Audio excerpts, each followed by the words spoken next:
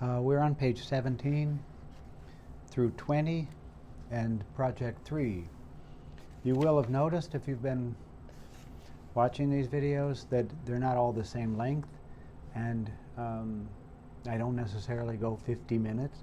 I've never believed in that. I think it's an absurd rule, and a little bit insulting to students, not to mention to the material and to the instructor, to require that everybody take 50 minutes to listen to a 50-minute lecture. Not all lectures are 50 minutes, and not all material requires that much time. Some requires more. Obviously, the whole course is requiring more than that, but each individual installment and each individual project has a different amount of discussion that I think it requires to get the student to jump into it herself, which is the point. Here's the things to look for, here's the terms that are important. Do the work. And doing is how people learn. People don't learn very well. It's not very effective to just tell people what to believe, or tell people what to do, or tell people what to remember or to memorize.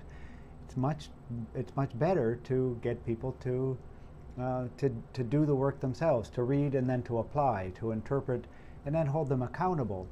Not in what to believe, but in how to do the work, in how to think critically. And that's what this section is still addressing.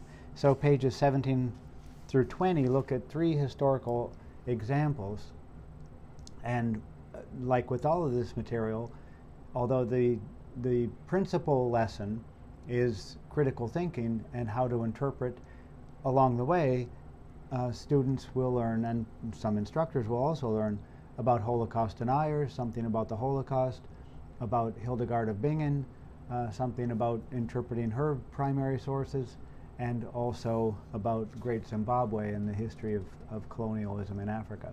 Very briefly, but just enough for a student to know kind of the framework for which to pursue more, because obviously we live in an age when people can just click on a button and get all the information they want, but what good is the information? Nietzsche wrote something about how, and this is at the turn of the 19th century, 120 years ago, that people are just filling their heads with information and knowledge, but what good is it without wisdom and without ability? And I agree with that. I think that he's right, and he hadn't seen anything yet. I mean, today, the amount of information that people have just by shouting. You know, I was at a friend's house the other day, and he said, "Hey Google, what's the weather going to be like tomorrow?" Okay, good, but what are you going to do with the weather? That's my question. Not to my friend. My friend will do wonderful things with the weather. He's a very productive and hardworking person. But with this material, so this is more examples of historical argument, and also with the Holocaust deniers, an example of something that is not an argument. It's not a valid argument to say, well, the Holocaust didn't happen. And in fact, if you look at the methodology of Holocaust deniers, and they have a journal, I believe it's called the Journal of Modern History, something like that. It looks respectable. It has footnotes. It's well funded by some millionaire in California who's an anti-Semite and so on. And so it has all the presentation of argument, but it's not argument. It isn't historical, it's not revisionism, and it's not an argument, because they have no method. If your method is to just throw out all the sources you don't like, then that's no method at all, and that's basically what they do. And it's not only by a deep reading that one can see that that's what they do. If you look at the journal, there's occasionally articles that describe the methods that they use, and they deny that Jewish sources can be valid. They deny that sources from any victim of the Holocaust can be valid, and they deny that any sources from any military who was at war with Nazi state could be valid, because those are all going to be so heavily biased. Well, that's not historical. Historical means accountable. It means argument. it means evidence, it means the use of reason. That's how historians usually use the word historical. There's a secondary meaning that is, I think, more popularly used as a primary meaning. But for historians, historical means something that can be argued. It's historical if there can be evidence for it. So it isn't historical to argue that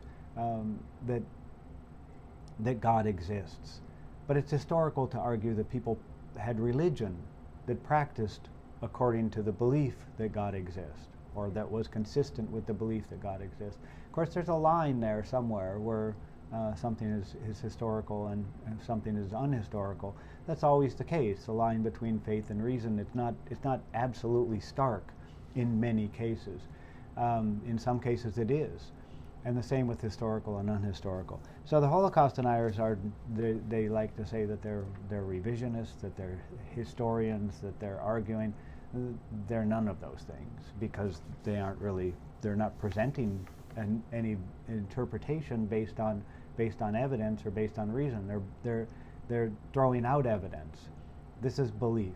If you just say none of this is valid evidence. Obviously, Jewish sources are no more unreliable than are any other sources regarding Jewish history, and the absurdity of it is kind of extreme. I ask my students when we discuss this, what town are you from? Can you absolutely not be reliable on information about your town because you're from that town? It makes no sense. Or are people not possibly critical of their own families? Why don't they have an absolute bias to support their families? Well, people don't. Evidence needs to be evaluated on the basis of its strength and its own quality, not on the basis of bias. And that's what Holocaust deniers do. They begin with this bias. Well, so too the Europeans who traveled to to Africa and found these remains, the stone building in Zimbabwe, and the kind of abuse that they made of their interpretation wasn't historical. I understand it's a product of the time, and the bias that they carried was a product of their educational systems and their society, and the really common, if not universal, or nearly universal, practice of human beings that to assert that our society is superior to others. This happens all the time. I mean, we're the Middle Kingdom, we're the first people, we're the chosen people. These are very, very common perceptions and constructions that people use. So it may not be unusual what the Europeans did in Africa, but that doesn't make it any more valid or any more reliable just because that's the way they did it. That means nothing. It wasn't valid. They weren't looking at real evidence. And if you read these paragraphs, or this one paragraph, longer paragraph on page 18, you'll see the same thing. They went in with a racial preconception, a cultural preconception that just doesn't stand up. It doesn't stand up to reason. It doesn't stand up to evidence. It's not a real argument. It's an assertion, and therefore it's unhistorical. Not unhistorical to say that Great Zimbabwe needed to have been built by the Queen of Sheba because it's incorrect. It's unhistorical because it can't be verified. It's not arguable. It's not an argument. There's no evidence for it. Hildegard of Bingham, of course, she wrote things based on faith. She was one of the Renaissance women, I suppose, of history.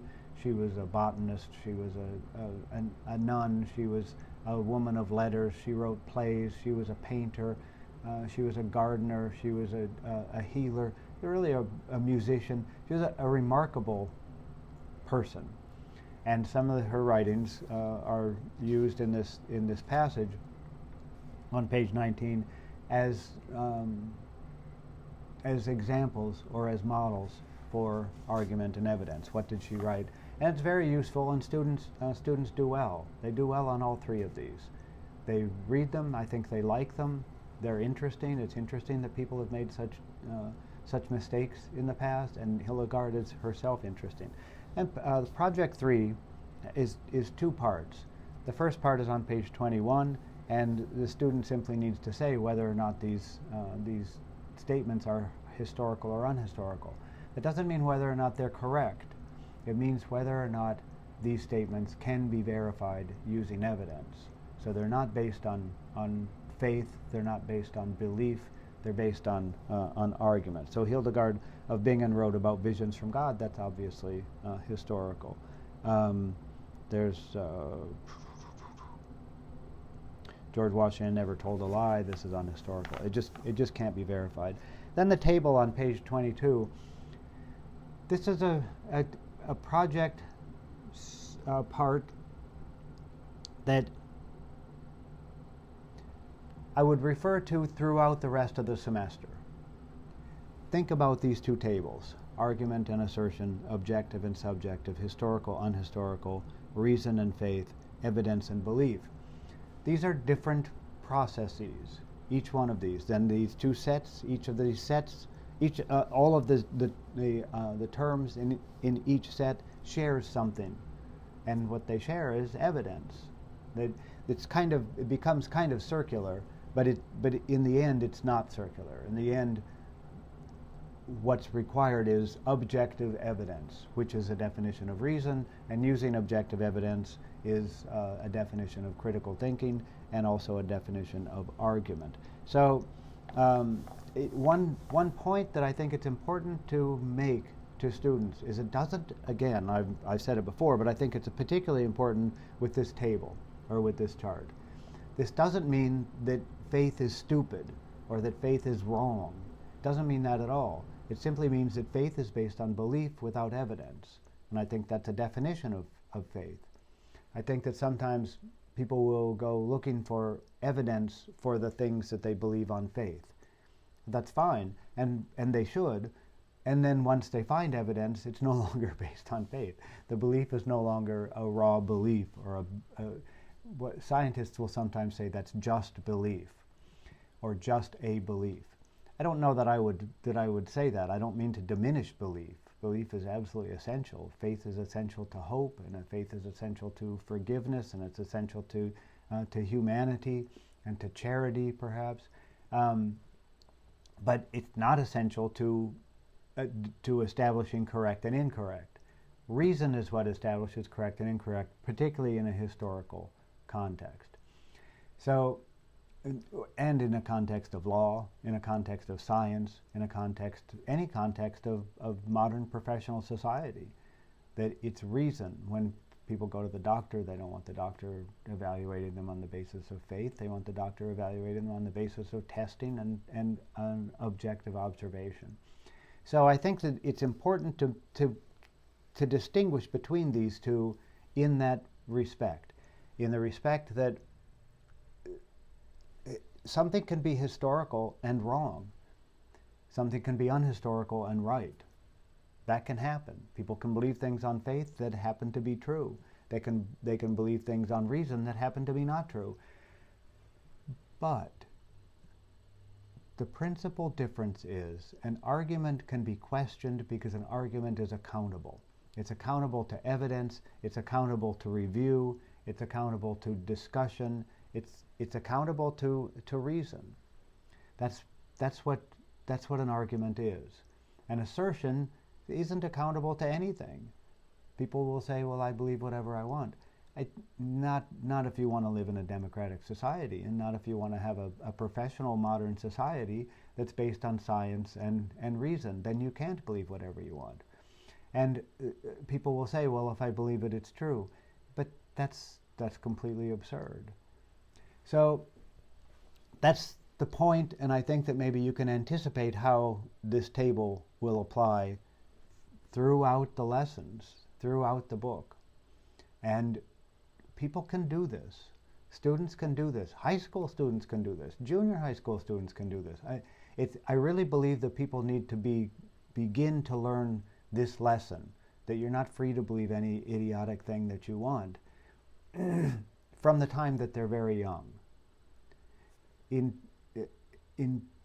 fact, from television, from popular culture, from commercial culture, and also from public schools, I think where sometimes teachers are lazy. there are some fantastic teachers, and like lots and lots of them, who want to teach a lesson like this. And I hope that some of them adopt this. I hope that some homeschooling teachers adopt this for younger people. Because younger people can do this. But they have learned from the weaker teachers, whether they are in the classroom or they're in other environments, like on the internet and so on.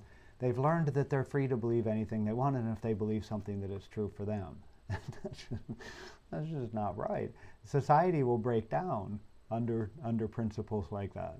Society will break down under the principle that if I want to believe something, that it's true for me, and if the judge wants to believe you're guilty because he doesn't like your family, then that's true, and then the judge can believe that, and the judge can act on that.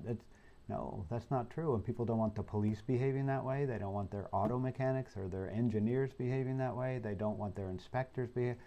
I mean, generally, people in a modern professional democratic society want people behaving according to reason, and they expect that they will. And I always would include myself in that when I would discuss this with my students. I think, for the most part, my students want me evaluating their work based on objective evidence, based on objective criteria, not based on if I know their family or if I like their tribe or whatever. None of that stuff. That shouldn't enter in to a society that is based on merit. So I think this lesson is one of the most important lessons. It's certainly one of the lessons that establishes the foundation of this class. I'll see you next time.